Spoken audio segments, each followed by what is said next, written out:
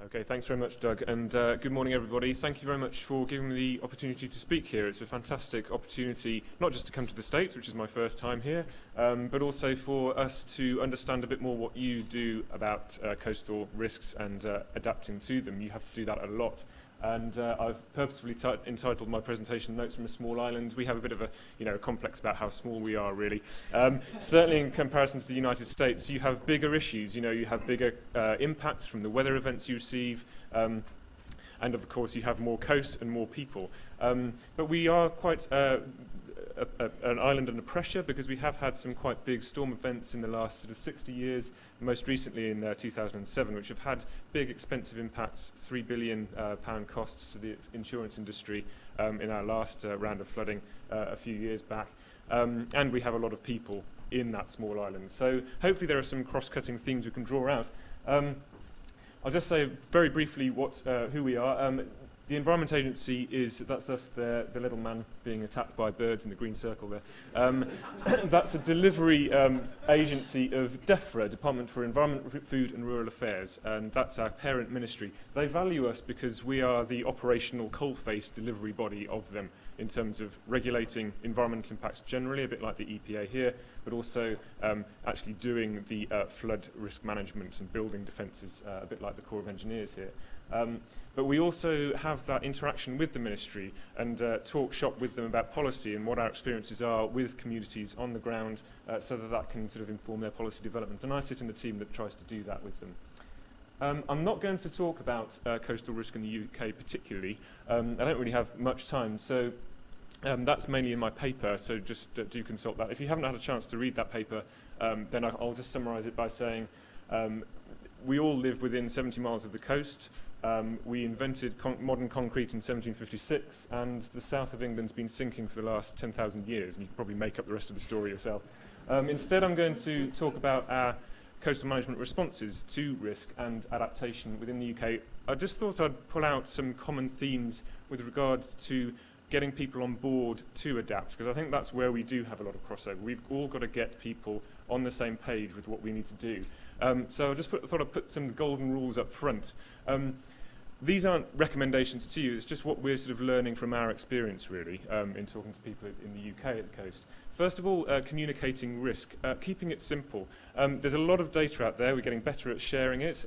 It's quite tempting to sort of bamboozle the public with our vast knowledge and stick quite sort of academic exercises on websites or what have you.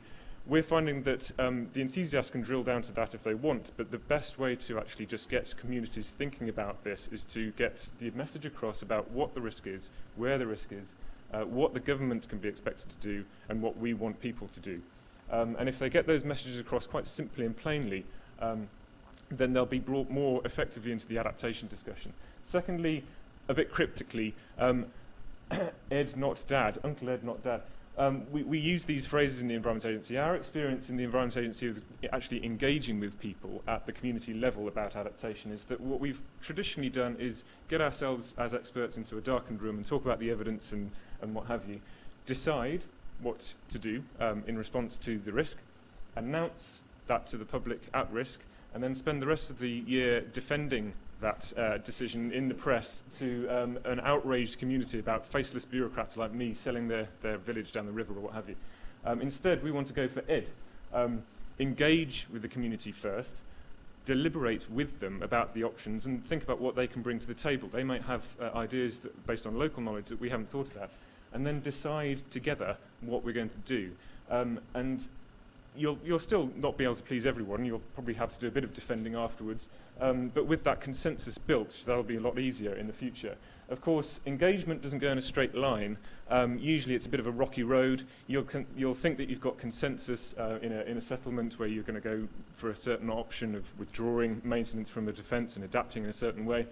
And you've done all the work and you've done the groundwork, you've got people on board, and then a new boy comes into the local press team of the local paper and decides there's a story there to tell about how the outraged community has been sold down the river by faceless bureaucrats like me, and then you're back to square one. So it doesn't go in a straight line. You have to factor that into your sort of strategy, if you like, to adapt to the coast.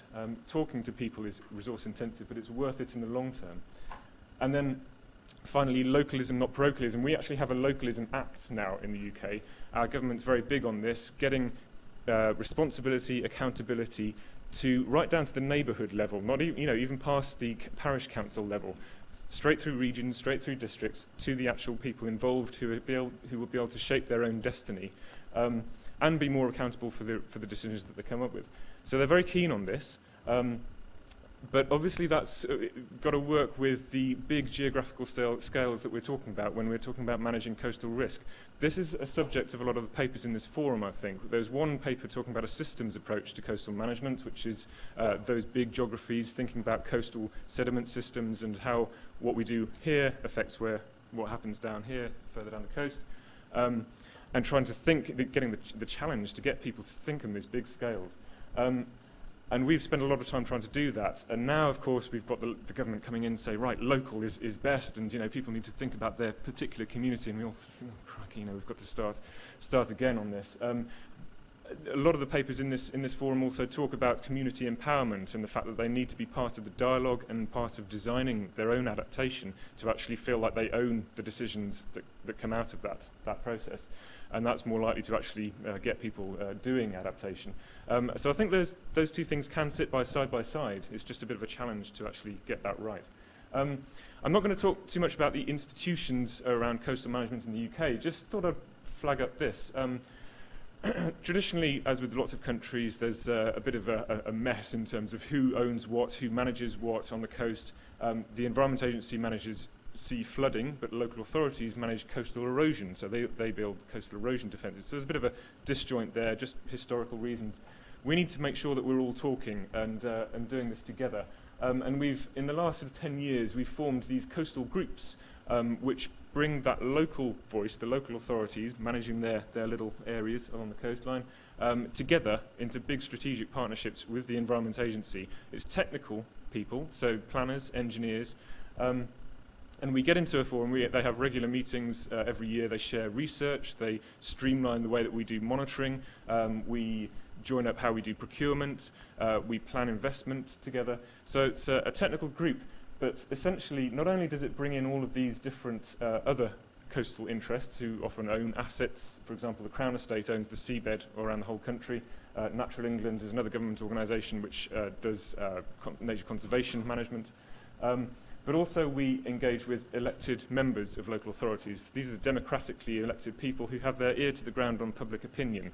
And it's very important that the technical people in these groups talks to the elected democratic members, because that's where we can learn from them as to what the priorities are for that locality and stop being so nerdy.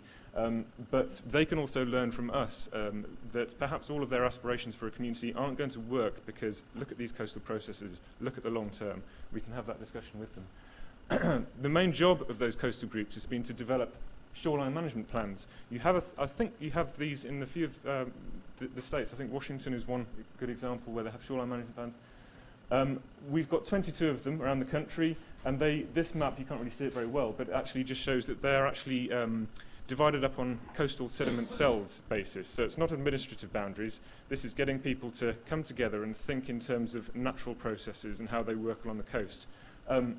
Each coastal group may have 2 or 3 shoreline management plans under its patch.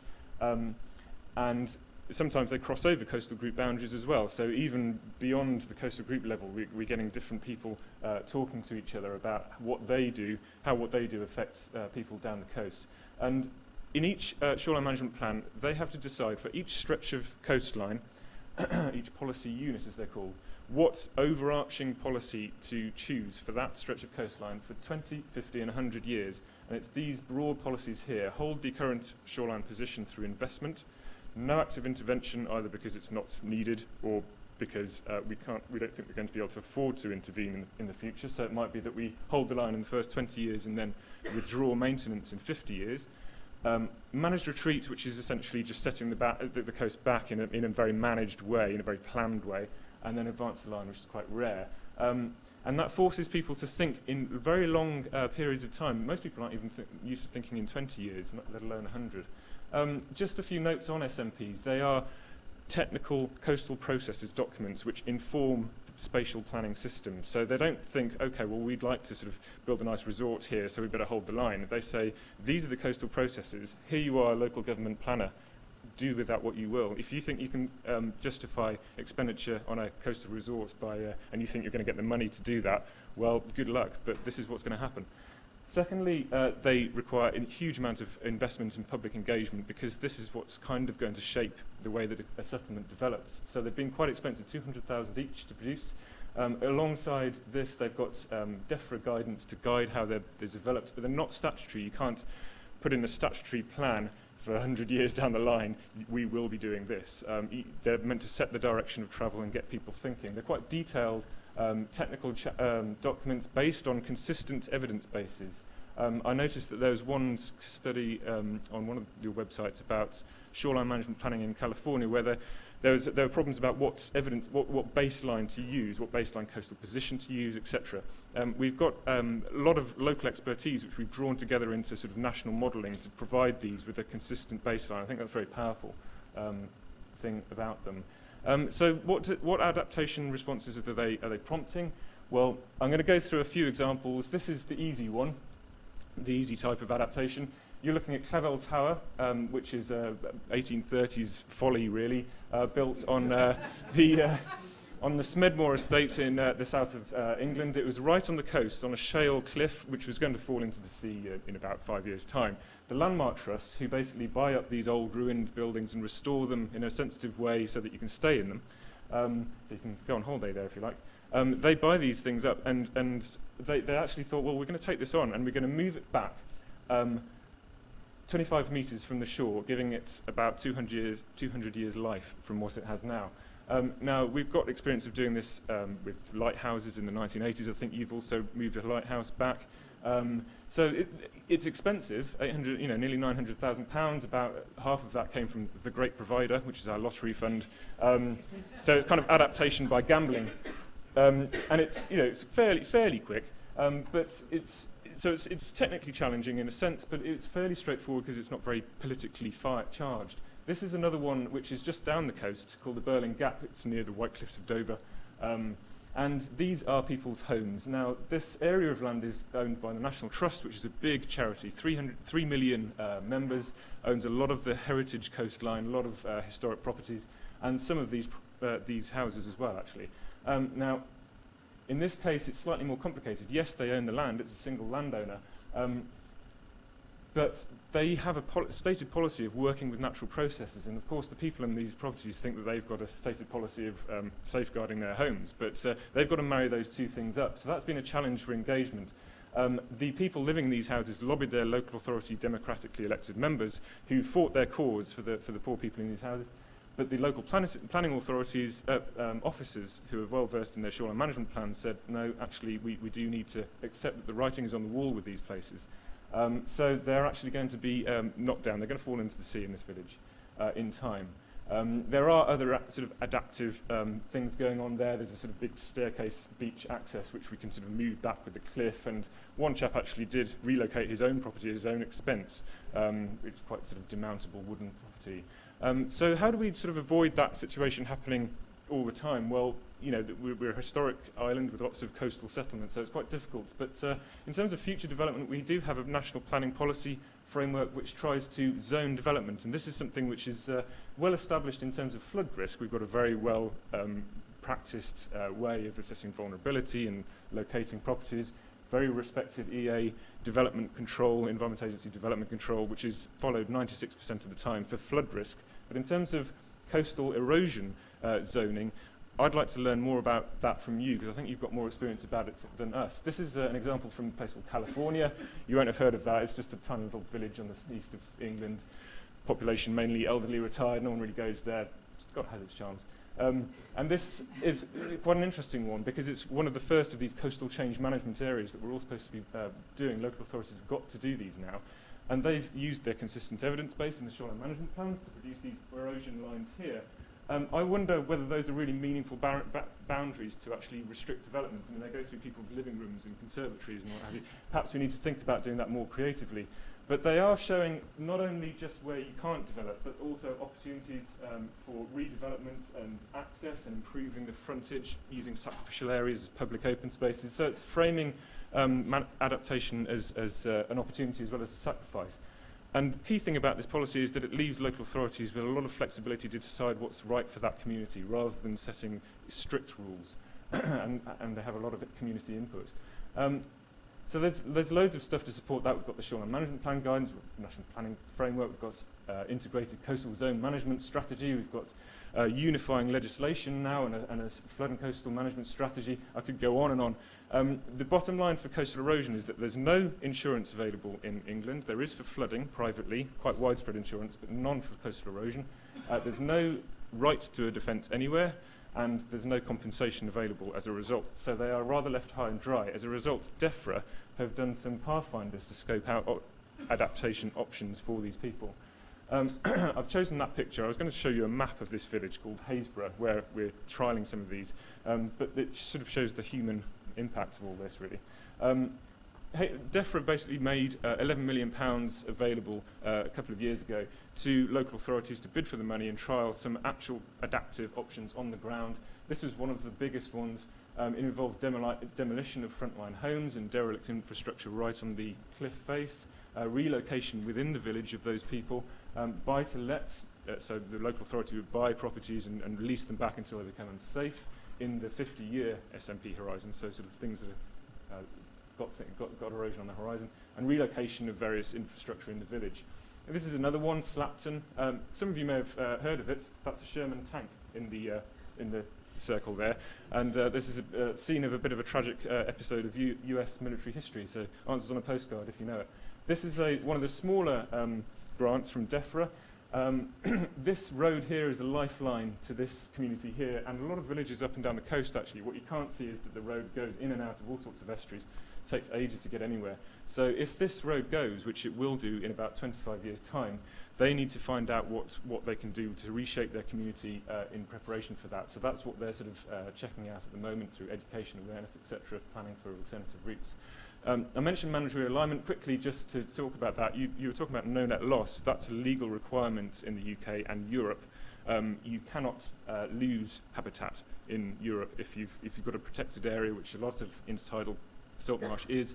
Then we have to, by law, recreate it before it's lost. And that involves Environment Agency liabilities because, as Larry was saying, a lot of this gets squeezed against defences which we own and operate. So we have to create it elsewhere, which takes up very little of England's agricultural land, but it's quite a hot topic anyway. It's heavily managed. We're often taking down floodwalls and rebuilding them elsewhere. It's not working with natural processes, but it is maintaining the ecological integrity. This is an example. This whole area is going to be a salt marsh. It's a single farm. This is an example from Essex in the southeast, and there's been a huge reduction of salt marsh there. So that just gives tidal storage benefits and relieves pressure on defences elsewhere there. I'm just going to finish with some challenges that we found in the UK. Rollback, you've got to check that land's available, it's cost effective, is it technically feasible? Relocation of people, we found that homeowners weren't actually always that happy with where they're being relocated to. They didn't necessarily want to move as a community somewhere else, they just wanted to move individually.